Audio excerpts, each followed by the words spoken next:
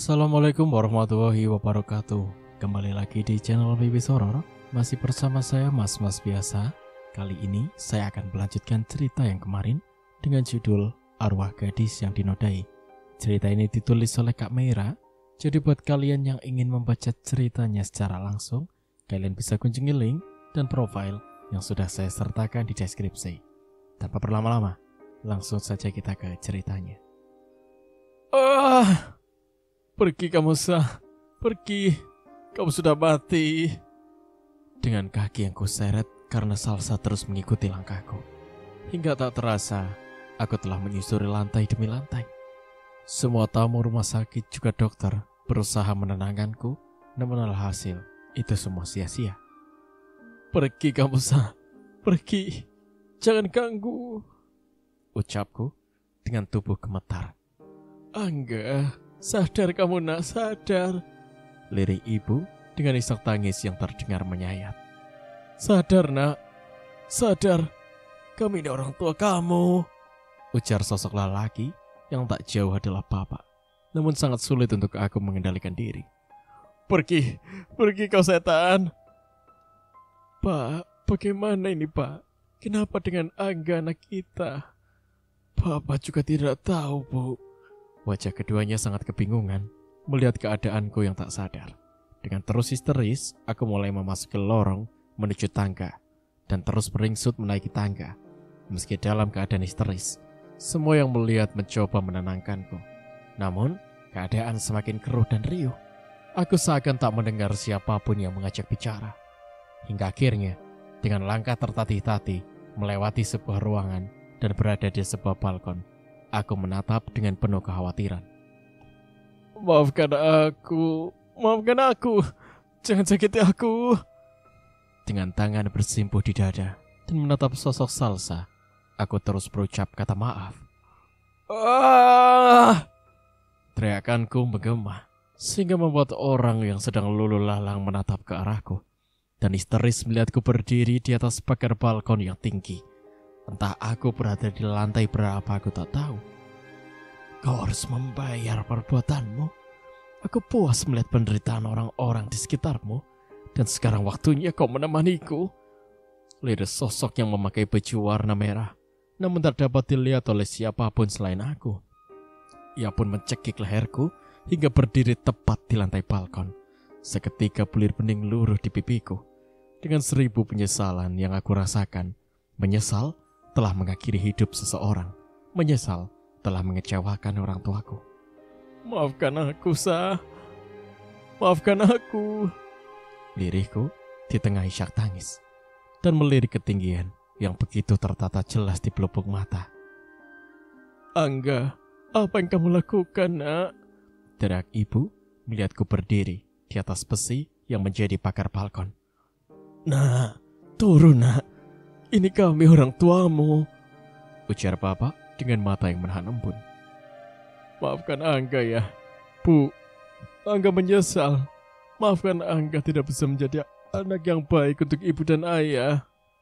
Lirikku yang perlinangan air mata.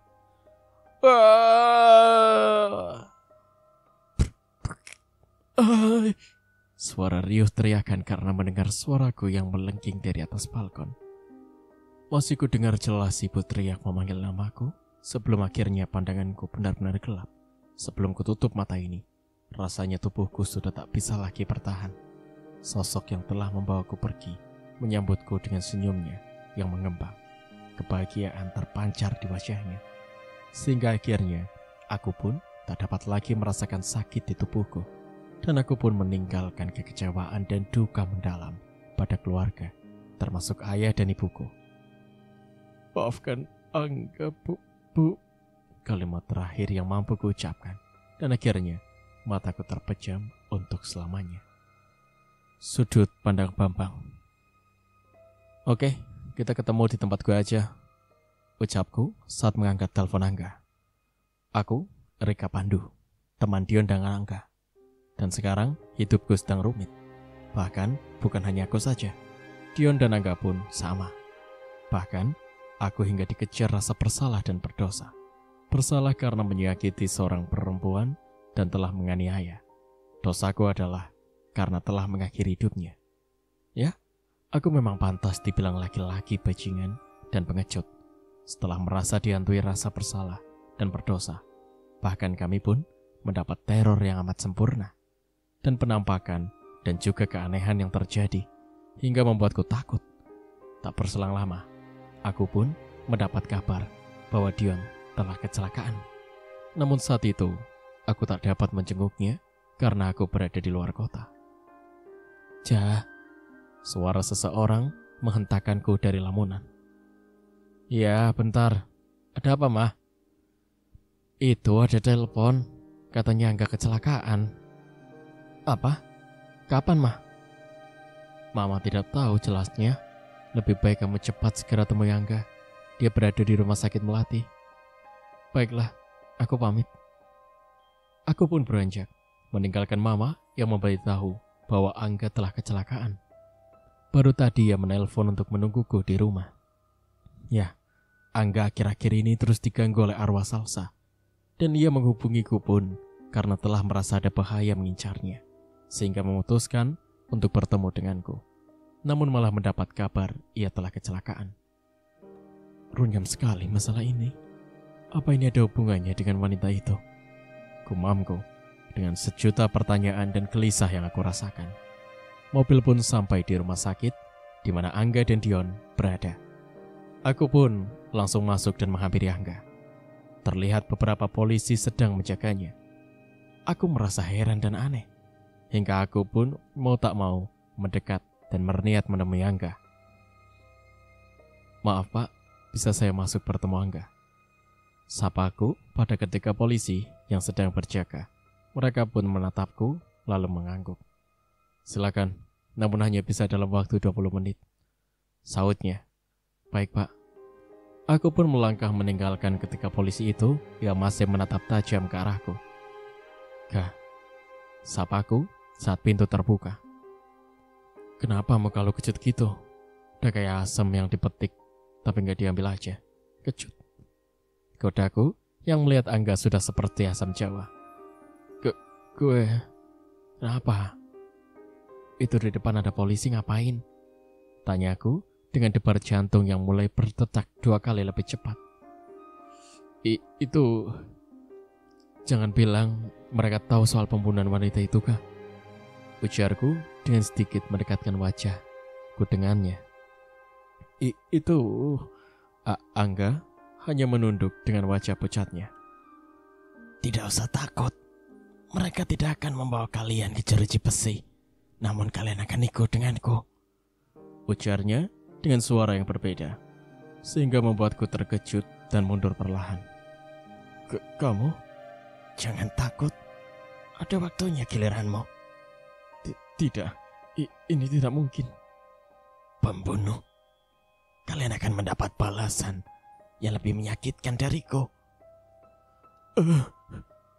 Wajah Angga berubah menyeramkan, sehingga membuatku berteriak histeris. Dan wajah itu, ya, wajah itu milik perempuan bernama Salsa yang telah mati di tangan aku, Angga, dan Dion. Nak Rija, tangan seseorang menyentuh pundaku, dan suara seseorang terdengar, suara memanggilku.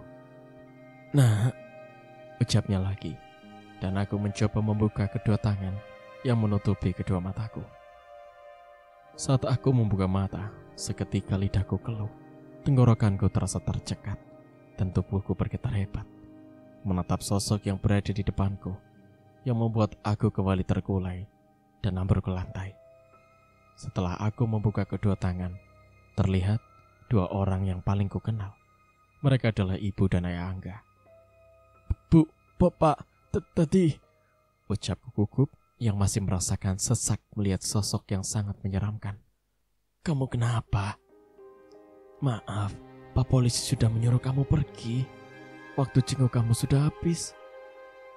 Baik Bu, terima kasih. Saya permisi. Baik, hati-hati ya. Terima kasih sudah menyempatkan waktu untuk melihat Angga. Iya Bu, sama-sama. Kalau gitu saya permisi. Aku pun dengan langkah cepat meninggalkan ruangan Angga dengan segera pergi dari tempat itu. Setelah beberapa jam, aku pun kembali ke rumah dan terus merenung atas apa yang kulihat sebelumnya. Ini bukan kali pertama, namun tadinya aku menganggap hanya ilusi, namun ternyata ini nyata. Hingga akhirnya beberapa hari berlalu. Aku berniat untuk menjemput papa, namun terdengar handphoneku berbunyi.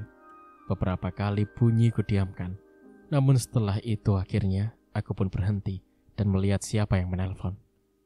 Halo, siapa? Ini Bu Retno. Nak Rija, maaf, ibu hanya memberitahu bahwa Angga sudah meninggal tadi siang. Meninggal, Tan? Iya, Angga terjun dari atas balkon lantai 7 dan keadaannya sangat memprihatinkan. Tubuhnya hancur dan kepalanya pecah. Ibu hanya ingin meminta maaf jika Angga memiliki kesalahan, ujar Tante Retno dengan isak tangis yang masih terdengar sendu. Apa? Baik Tante, itu tidak apa-apa. Semua sudah saya maafkan. Saya ikut berduka atas apa yang menimpa Angga, Tan. Iya, terima kasih nak. Tante tutup dulu. Tanpa menunggu jawabanku, telepon telah terputus. Begitu terkejutnya aku mendengar Angga yang beberapa hari lalu masih bisa kulihat wajahnya, meski tidak seperti biasa. Namun kini, kabar itu sangat mendadak. Bahkan kematiannya sangat tak wajar. Apa benar Angga lompat atau terjun dari atas sana? Atau... andai semua tak terjadi dan aku tak terpengaruh obat juga ancaman Dion, mungkin semua tak serumit ini. Gerutuku dengan kekesalan yang amat kurasakan. Tanpa sadar, mobil telah memasuki jalanan menuju penjemputan papa di bandara. Dan papa sudah menungguku di sana. Maaf Pak, kelamaan nunggunya, ujarku sambil mengambil koper bawaan papa. Tidak apa-apa, papa juga baru kok. Ya sudah, kita langsung pulang atau kemana? Pulang saja Pak, aku mau ngeliat Angga meninggal. Apa? Meninggal? Angga teman kamu yang biasa ke rumah? Papa sama terkejutnya mendengar kabar bahwa temanku sudah meninggal. Iya, katanya dia meninggal terjun dari atas balkon lantai 7. Maksud kamu bunuh diri? Entahlah Pak, aku juga tak mengerti. Papa hanya diam tanpa menjawab lagi. Terlihat wajahnya yang menandakan kesedihan. Karena meski Angga adalah sahabat, tapi mereka sangat dekat. Bahkan aku seperti saudara. Dan andai kami saat itu tidak termakan ucapan Dion, mungkin saat ini kami masih bersama dan tidak akan terjadi hal-hal yang tak diinginkan. Setelah sampai, aku tanpa menunggu lama langsung kembali menghidupkan mobil dan melajukan lagi dengan kecepatan tinggi. Namun di tengah jalan, mobilku mogok dan memilih ke bengkel langgananku. Karena harus menunggu lama, akhirnya aku memutuskan meminjam motor Pak Engkus yang punya bengkel, agar aku bisa segera menemui jasad Angga sebelum akhirnya dikebumikan. Namun tiba-tiba sosok itu terus mengganggu ingatanku. Kau akan mendapat giliran, liris sosok berwajah seram dengan lidahnya yang menjulur. Pergi kamu sudah mati, jangan ganggu aku, ujarku dengan emosi yang sudah berada di puncak. Kau harus membayar semuanya. Tanpa diduga, motor yang kubawa oleng, lalu melihat seseorang perempuan menyeberang jalan. Tanpa bisa kutahan, aku telah terjungkal dan terseret motor beberapa meter. Tak lama, terdengar suara mobil yang amat kencang mendekat.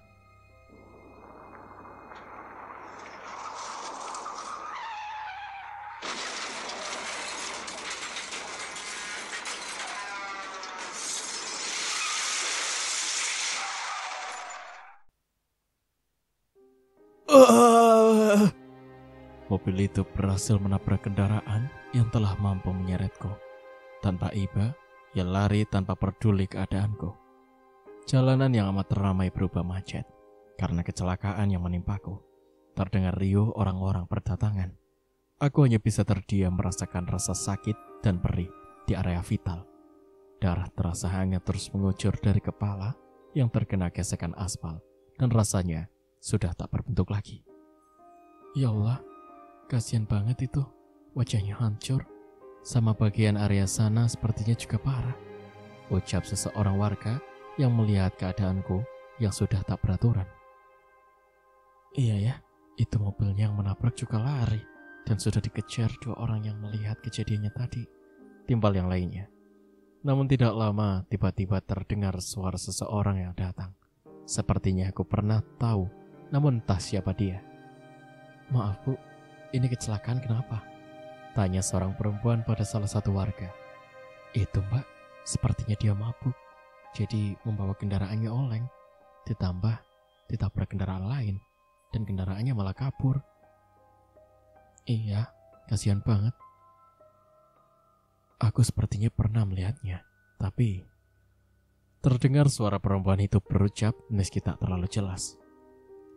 "Siapa dia?" Gumamnya lagi, dengan sedikit mendekat dan berniat membalikkan badanku. Namun melihat wajahku yang amat terluka parah, dan polisi sudah terlanjur datang. Akhirnya, ia kembali mundur. Aku seperti pernah melihat, dari suaranya aku pernah mendengar. Namun entah ia siapa, aku tak ingat. Perlahan, polisi mengangkatku dan membawaku ke dalam mobil ambulan. "Pak, korban kecelakaan ini mau dibawa ke rumah sakit mana?" tanyanya pada salah seorang polisi. Bu Dinda, dia mau kami bawa ke rumah sakit Melati, Bu." "Ada apa, Bu? Apa Ibu mengenalnya?" "Mohon maaf, keadaan pasien terlalu parah, jadi kami harus segera membawanya," jawab Pak Polisi. "Oh, baik Pak, sepertinya saya kenal dan pernah melihatnya. Nanti saya menyusul ya Pak. Terima kasih." Begitu terkejutnya aku mendengar nama yang polisi itu sebutkan tadi. Jika tidak salah, ia adalah kakaknya Salsa, perempuan yang telah mati setelah kami menyiksa dan memperkosanya. Beruntungnya, ia tak melihat wajahku karena luka yang amat parah. Namun apakah ia akan menyelidiki ini dan akan mengetahui diriku? Rasa sakit tak lagi mampu kurasakan. Tubuhku seakan tak dapat merasakan apa-apa. Apalagi setelah mengetahui keadaan bahwa Dinda tengah mencariku. Aku berharap cemas, takut, juga rasa bersalah kini menyatu. Tak lama, mobil pun sampai di rumah sakit. Terlihat perawat membawaku dan segera dokter menangani keadaanku. Hingga beberapa jam, akhirnya aku dipindahkan ke ruang rawat inap. Dan papa juga mama sudah berada di sana menungguku dengan kesedihan di wajah mereka. "Sayang, kamu baik-baik saja?" ucap mamaku dengan bulir bening yang membasahi pipinya. Dan aku hanya bisa menjawab dengan anggukan kepala. "Kenapa kamu bisa membawa motor? Bukannya kamu bawa mobil setelah menjemput papa?" tanya papa dengan kekhawatiran yang tertata di wajahnya yang lelah. "Sudah Pak, jangan terlalu banyak bertanya. Dia akan beroperasi, masih butuh istirahat." "Baiklah, sekarang kamu istirahat. Papa mau ingin keluar sebentar." Papa pun melangkah pergi. Namun setelah pintu terbuka, terdengar sayu suara seseorang berbicara dengan papa. Tak lama, papa kembali dengan wajah yang tak bisa kuartikan. Wajahnya merah, seperti orang sedang menahan amarah. Namun tiba-tiba, mama mendekat dan berbicara dengan papa. Terlihat raut wajah mama yang ikut berubah. Sekilas, mama melirikku. Namun mereka sama-sama tak berbicara dan hanya memandangku seakan ingin menyantapku saat ini juga.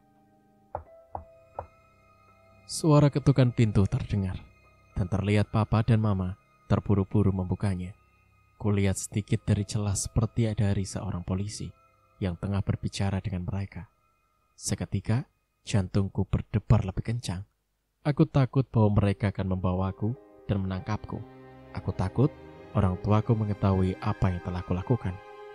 Dengan perasaan yang kalut, tiba-tiba mataku melihat sosok perempuan tak asing menatap lekat ke arahku. Di depan, mereka terlihat sosok yang membuatku takut, juga gelisah setiap waktu. Salsa. Tidak, ini pasti salah. Mataku pasti salah.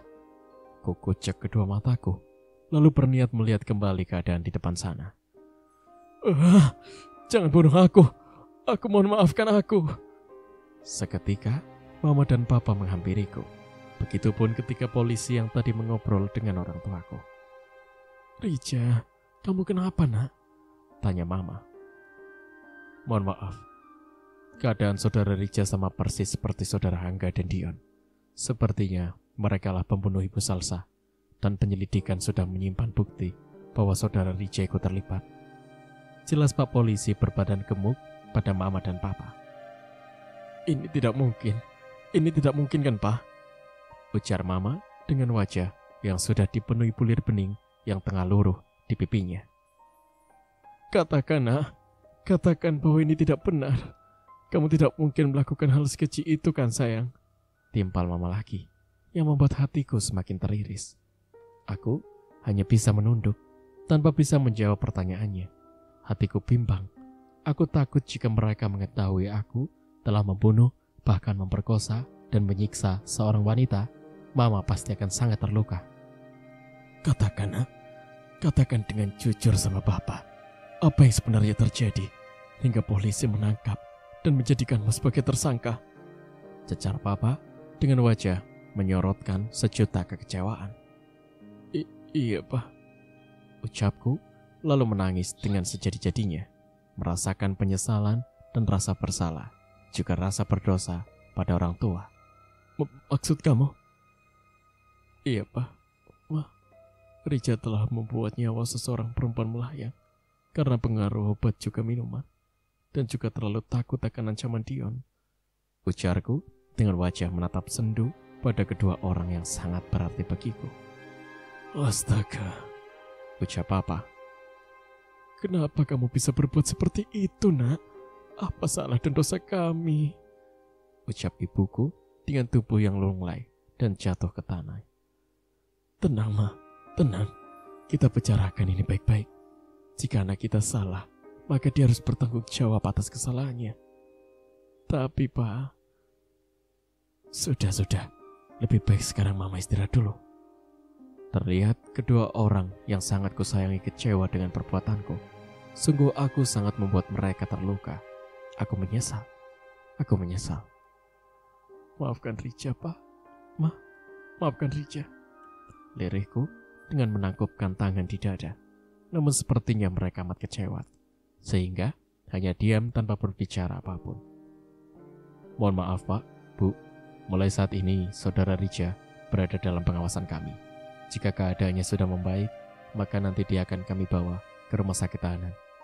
Ujar polisi yang berbadan kurus dan tinggi. Baik, Pak. Kalau begitu saya permisi. Ketika polisi pun beranjak meninggalkan ruanganku, dan aku kembali membalikkan posisiku, aku malu dengan kedua orang tuaku. Kami kecewa denganmu. Kami pikir kamu bisa menjaga harga dan martabat kami.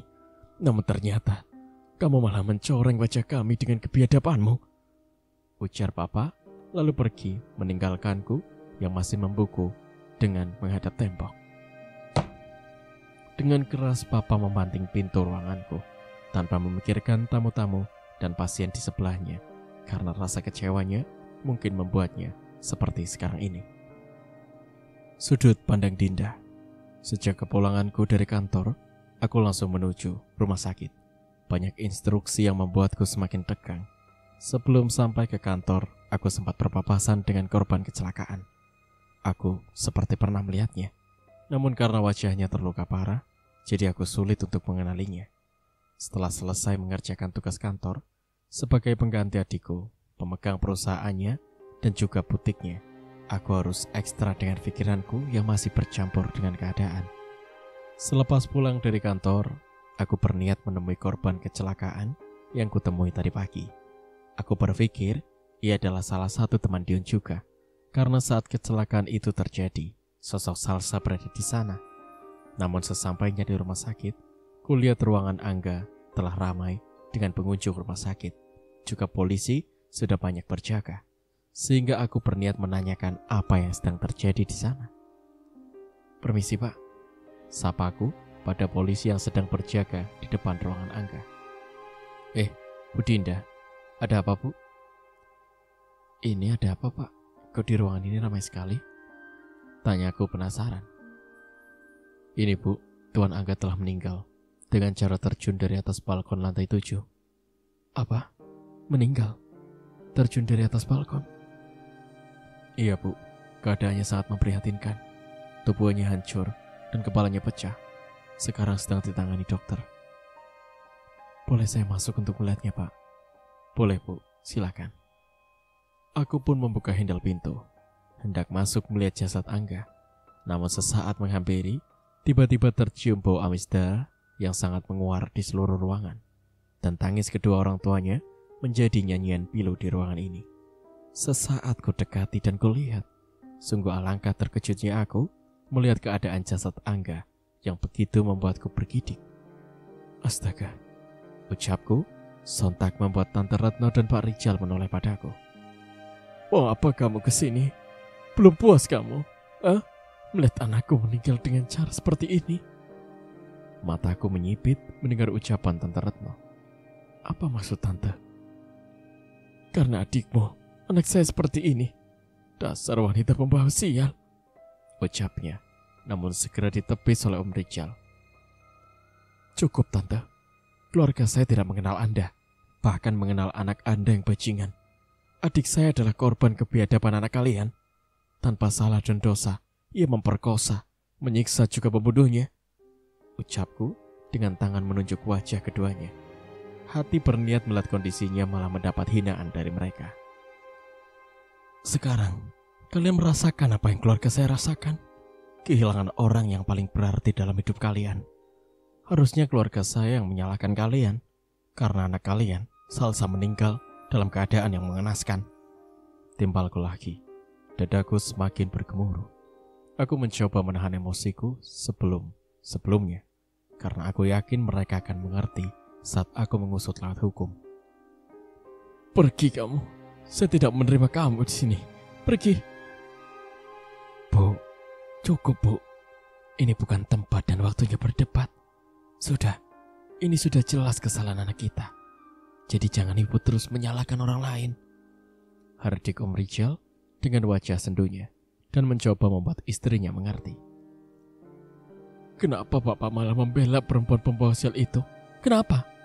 Lihat anak kita mati karena mereka, Pak," ujar Tante Retno dengan menunjuk wajahku dan mengatakan aku sebagai wanita pembawa sial.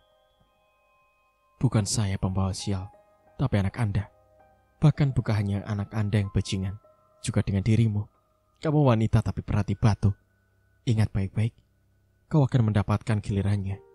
Bukan aku yang pembawa sial, tapi kau. Ingat baik-baik, tidak hanya suamimu yang akan meninggalkanmu, tapi semua keluargamu akan menganggapmu sial." Ucapku meluapkan sejuta amarah yang terpendam selama ini. "Sudah cukup, lebih baik kamu pergi. Saya mohon," lirik Om Rijal. "Baik, permisi." Aku pun keluar dengan rasa kesal yang masih memenuhi kepalaku. Setelah itu, aku tetap meneruskan perjalananku menuju ruangan yang sudah kutanyakan. Jika tidak salah, Angga pernah menyebut nama pelaku yang ketiga, dan namanya sama dengan yang ada pada daftar tadi. Korban kecelakaan tabrak lari pukul 13.30 bernama Reja Pandu. Dia berada di ruangan Rose nomor 778. Ujar penjaga resepsionis saat aku bertanya tentang korban kecelakaan tadi siang. Namanya tepat, hanya saja aku tak tahu nama belakangnya. Namun, aku coba untuk melihatnya saja.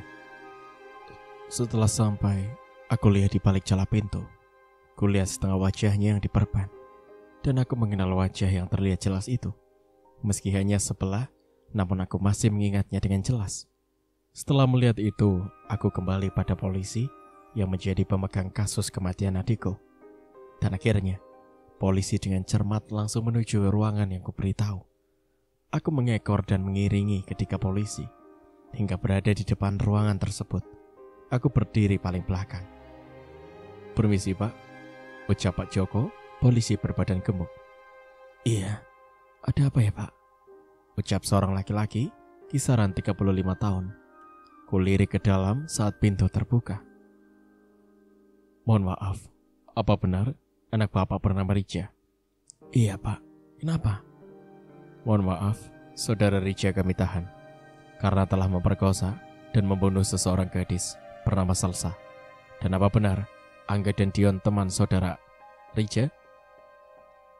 "Apa? Membunuh dan memperkosa?" "Iya, Angga dan Dion teman anak saya. Tapi tidak mungkin anak saya berbuat sekeji itu, Pak." "Maaf, Pak. Saudara Angga dan Dion sudah mengakui kesalahan dan perbuatannya. Kami hanya ingin menyelidiki saudara Rija, karena mereka adalah penculik Ibu Salsa juga telah membunuh setelah menyiksa dan memerkosanya. Dan ini Ibu Dinda, kakak Ibu Salsa, korban pembunuhan anak Bapak. Serentak, laki-laki itu berbalik melihat teriakan laki-laki yang sudah membunuh adikku.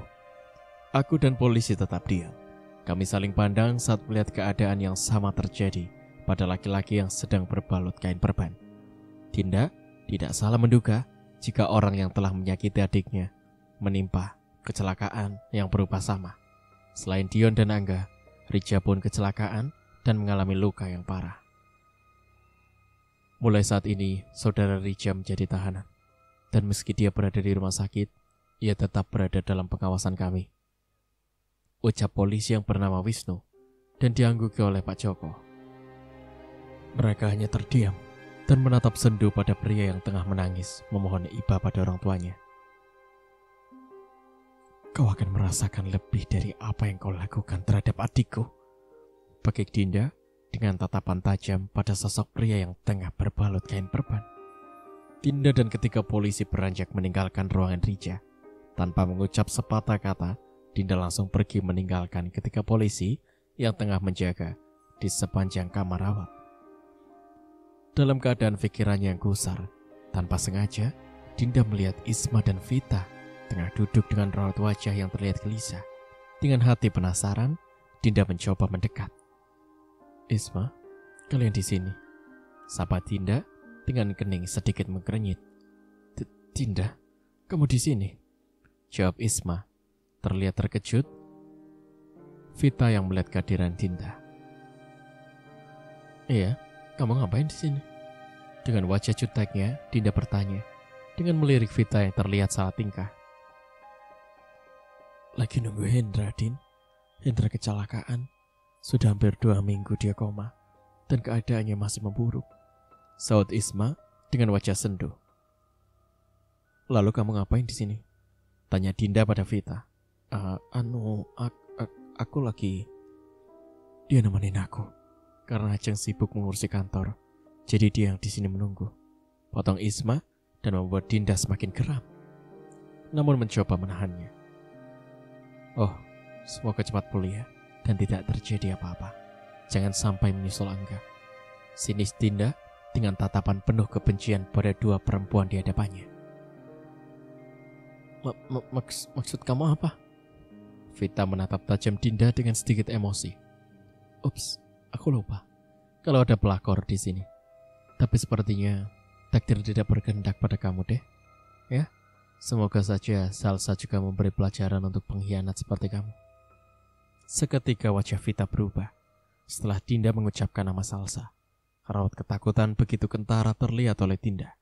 Dan Vita tak mampu berucap karena takut dirinya berkata yang salah, sehingga membuat Dinda semakin curiga.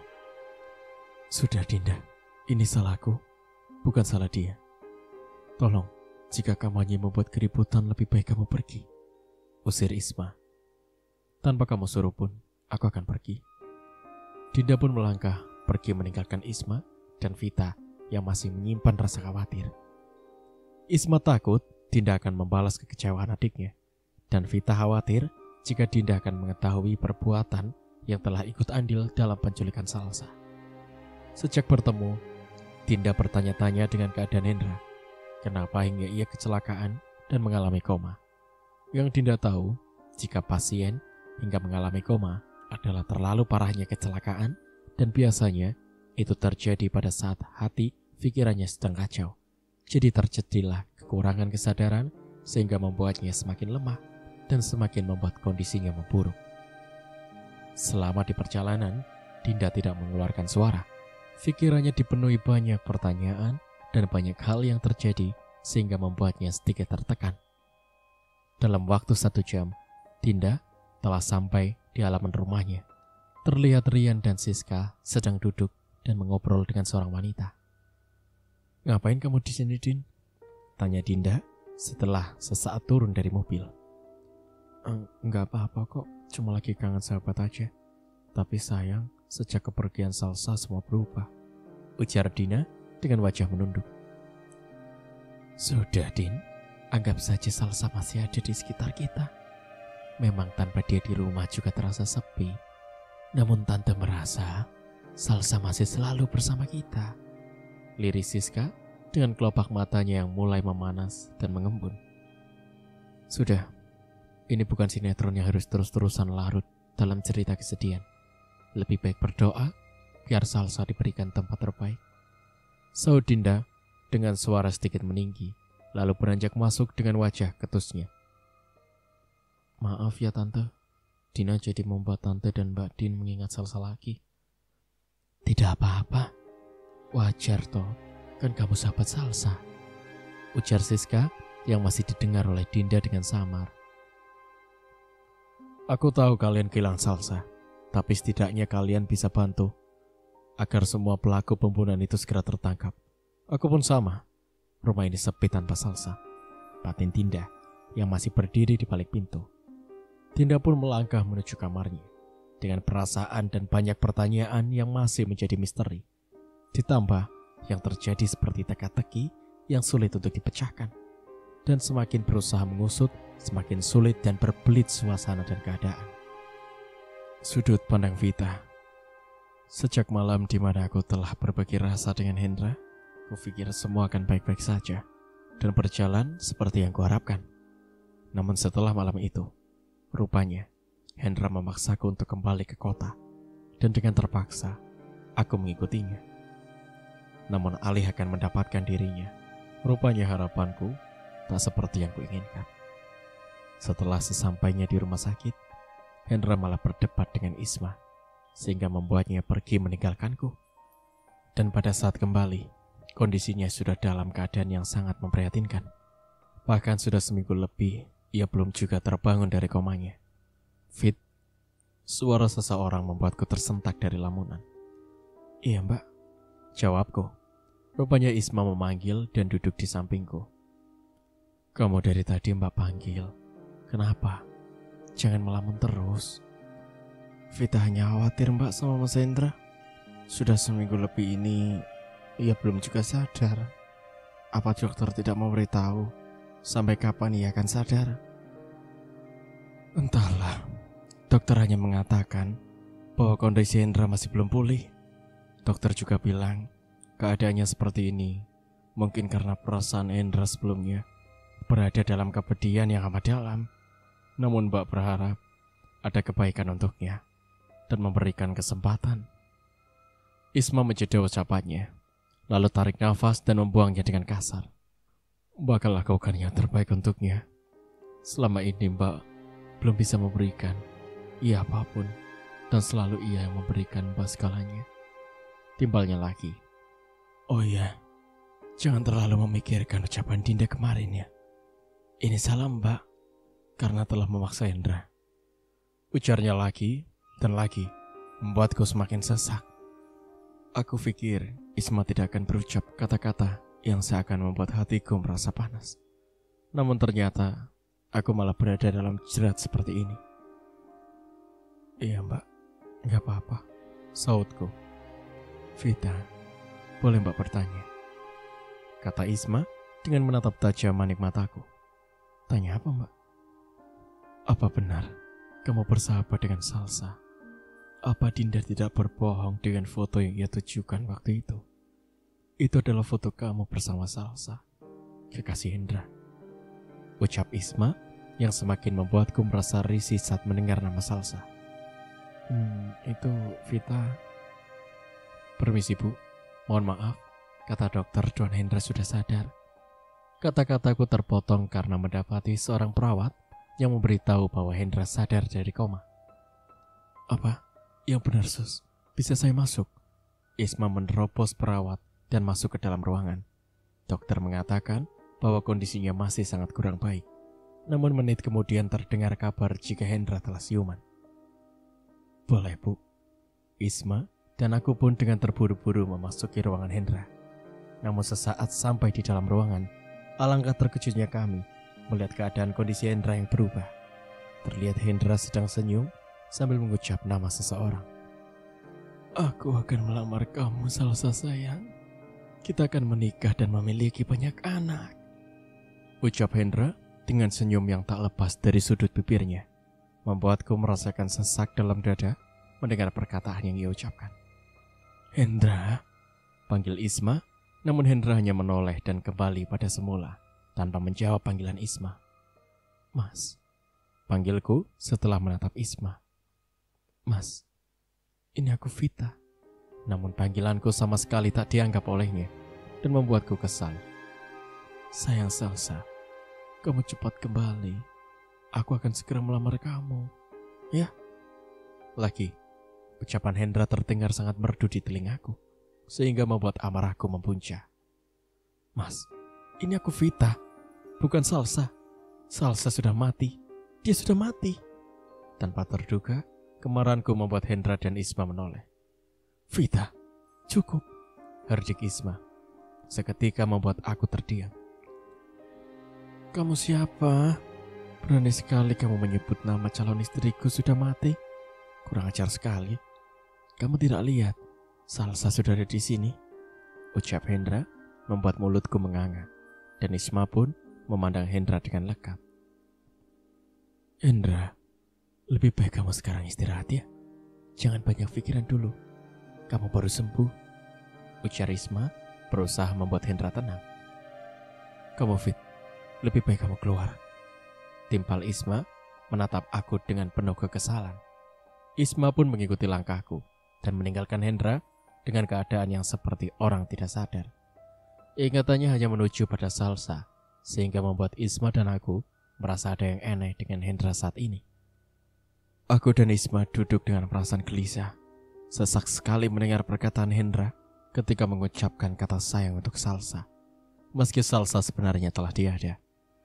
Aku merasa pengorbananku sia-sia. Aku rela menyerahkan harta berhargaku untuk memilikinya.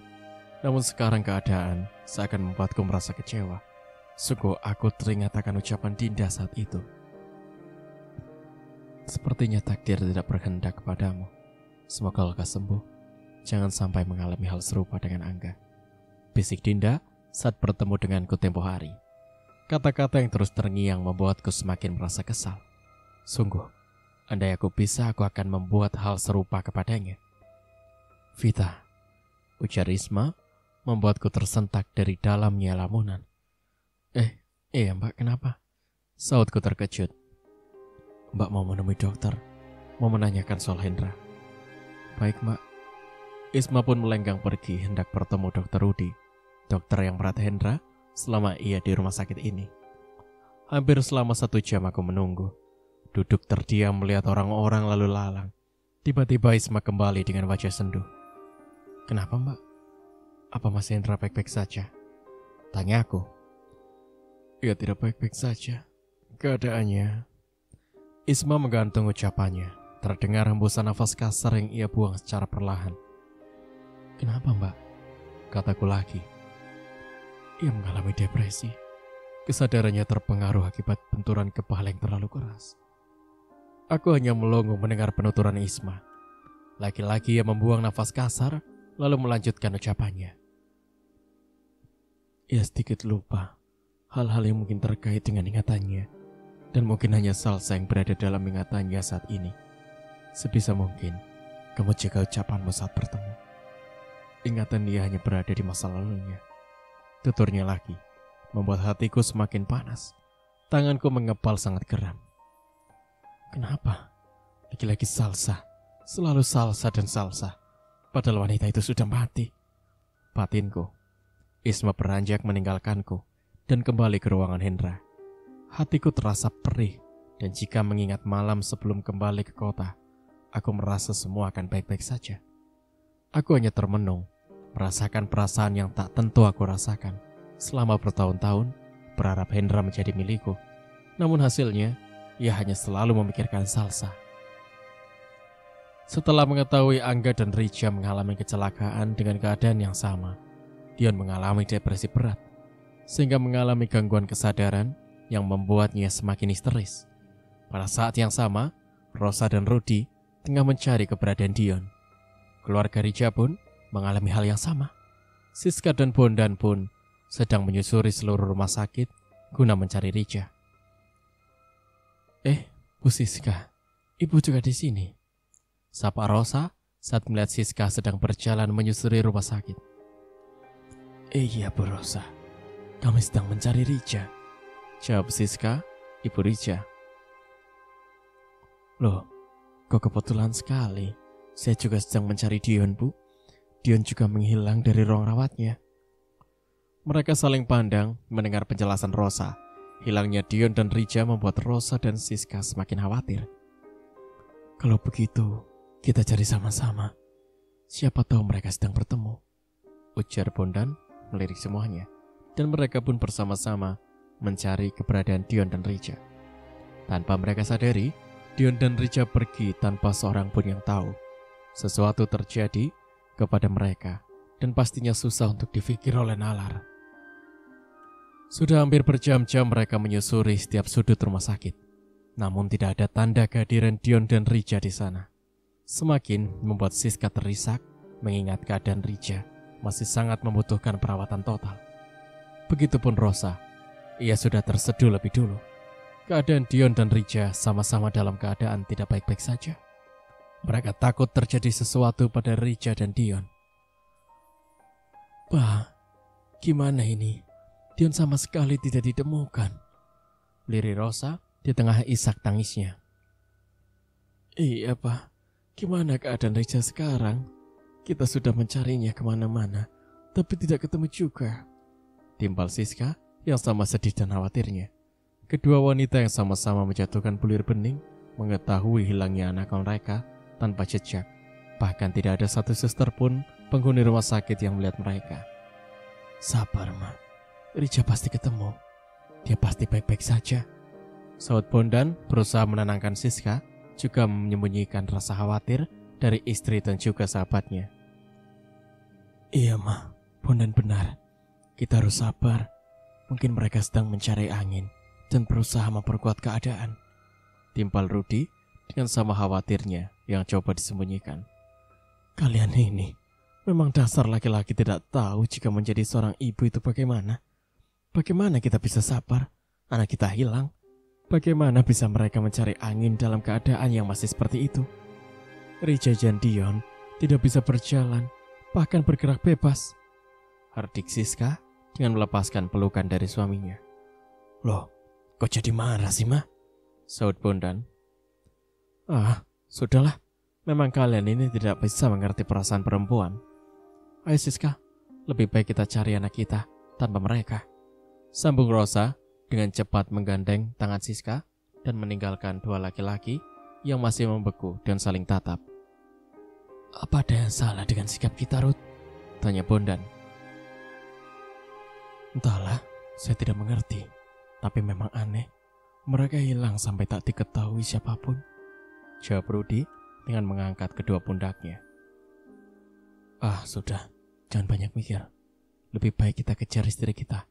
Mereka bisa berubah jadi monster kalau sudah terkena bom maratonnya, kata Bondan dengan cepat berlari mengejar Siska. Wah, tunggu. Tunggu. Kenapa kalian meninggalkan aku sendirian? Teriak Rudi. Cepat Ruth, keburu berubah itu bini-bini kita. Mereka pun akhirnya mengejar kedua wanita yang sedang merajuk hingga sama-sama bisa membujuknya. Setelah sekian lamanya mencari, rupanya hari sudah mulai malam. Langit sudah terlihat gelap. Matahari sudah condong ke barat untuk tenggelam dan meninggalkan kegelapan. Sesampainya di depan ruangan Dion, terlihat Isma dan Vita, juga Ajeng, sedang menuju ke arah mereka dengan wajah terheran-heran. Isma mencoba mendekati keluarga yang terlihat sedang dalam keadaan tidak baik. Tante Siska, Tante Rosa, sapa Isma. Ada apa ini Om? Tumben kumpul begini, tanya Isma. Dion dan Rija hilang Isma, ujar Rosa dengan lantang, lalu menangis sesenggukan. Ma, sabar. Apa? Hilang? Ucap Isma. Hilang? Ulang Ajeng. Hilang gimana maksudnya, Tan? Tanya Isma. Iya hilang. Sudah dari siang Tante dan Om mencari Dion dan Rija, namun mereka tidak ada di mana-mana. Terlihat Ajeng, Isma, dan Vita saling lempar pandang. Tante jangan ngada-ngada deh. Masa Dion hilang? Kan masih sakit dan gak bisa ngapa-ngapain, tukas Vita. Kalau tidak hilang ya pergi kemana? Jam segini belum balik. Kalian kan tahu mereka sedang berada dalam keadaan kurang baik. Iya, tapi hilang kemana, Tan? Kok bisa? Iya, Tante. Emang selagi Dion dalam ruangan, Tante dan Om tidak menemaninya. Kok bisa sampai hilang? Tanya Vita. Iya, tadi kami berniat mencari sarapan dan buah-buahan buat Dion. Namun saat kembali entah kemana ya pergi. Hingga membuat Tante semakin khawatir. Mereka semua berbincang atas kehilangan Dion dan Rija. Namun seketika Ajeng melirik ke arah lorong tangga. Tak sengaja matanya melihat sesuatu yang aneh. Dan bentuknya seperti manusia. Namun seakan rupanya ia seperti... Salsa? Lirik Ajeng. Salsa? Salsa siapa nak Ajeng? Tanya balik Siska. Enggak Kotan. Dusta Ajeng saat hendak melihat kembali sosok itu sudah tidak ada. Mereka kembali mencari Dion. Hingga malam larut, namun belum dapat kabar tentang Dion dan Rija. Mereka pun memutuskan untuk istirahat. Mereka berharap semoga esok pagi mereka sudah kembali. Rosa dan Rudy kembali ke ruangan Dion. Mereka merobohkan bobot tubuhnya di sofa yang disediakan. Polisi masih mencari keberadaan Dion dan Rija, sehingga mereka tak dapat beristirahat. Kehilangan Dion dan Rija memang sesuatu yang sangat heran, karena ruangan mereka seperti tak ada tanda kekerasan ataupun tanda Dion dan Rija kabur, karena tak ada seorang pun yang melihatnya. Rosa memejamkan matanya sehingga perlahan tertidur. Namun belum lama Rosa tertidur, telinganya sayu mendengar suara teriakan seseorang. Dengan mata berat menahan kantuk, Rosa mengerjap dan mengucap kedua matanya. Di mana aku? Kenapa gelap sekali? Gumam Rosa dalam keadaan gelap gulita. Suara siapa itu? Di mana aku ini? Bukannya tadi berada di ruangan Dion. Lirik Rosa lagi dengan perasaan mulai tak karuan. Pembunuh. Terdengar suara sosok perempuan, namun Rosa tidak dapat melihat keadaan karena gelap. Maafkan aku, Salsa. Maafkan aku. Suara sosok laki-laki yang tengah memelas membuat Rosa semakin penasaran. Kenapa? Kenapa kau takut? Bukankah kau dan kedua temanmu yang membuatku menjadi seperti ini? Ujar sosok perempuan yang Rosa sendiri tak dapat melihatnya, namun jelas mendengar apa yang mereka katakan. Aku hilaf, maafkan aku, ampuni aku, Sa. Itu seperti Dion.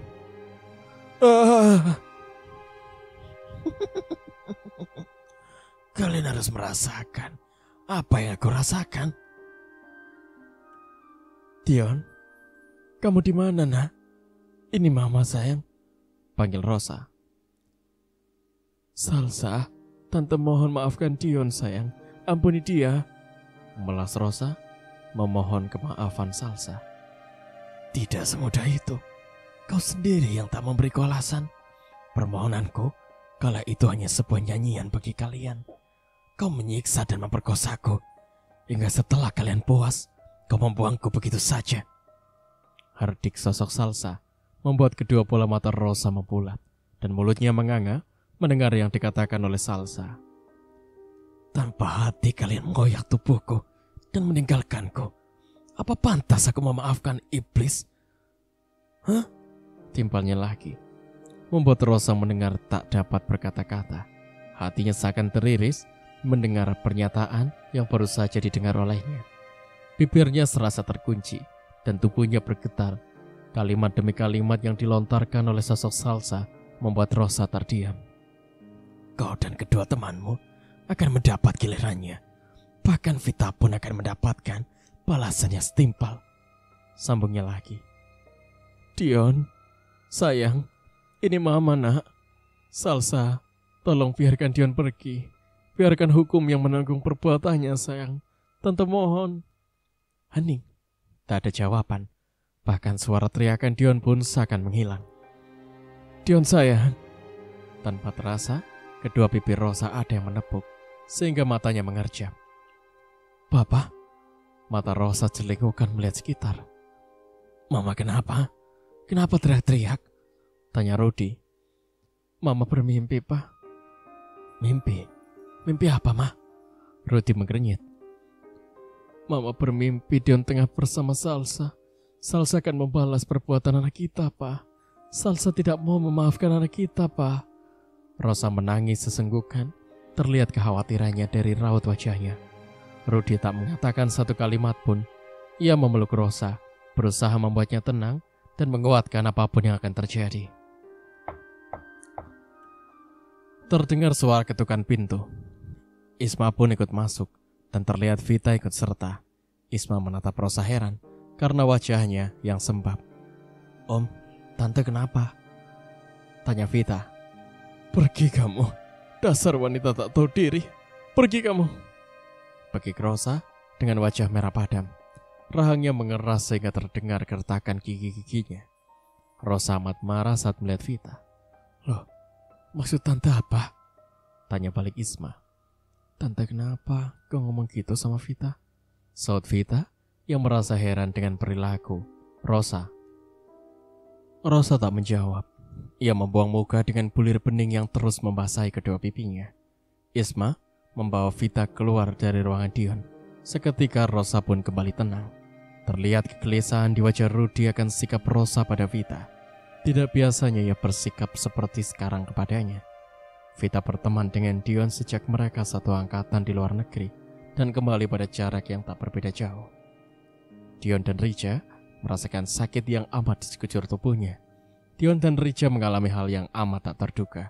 Saat tengah tidur, menunggu orang tuanya kembali, tiba-tiba tubuhnya terseret hingga berada jauh dari tempat mereka dirawat.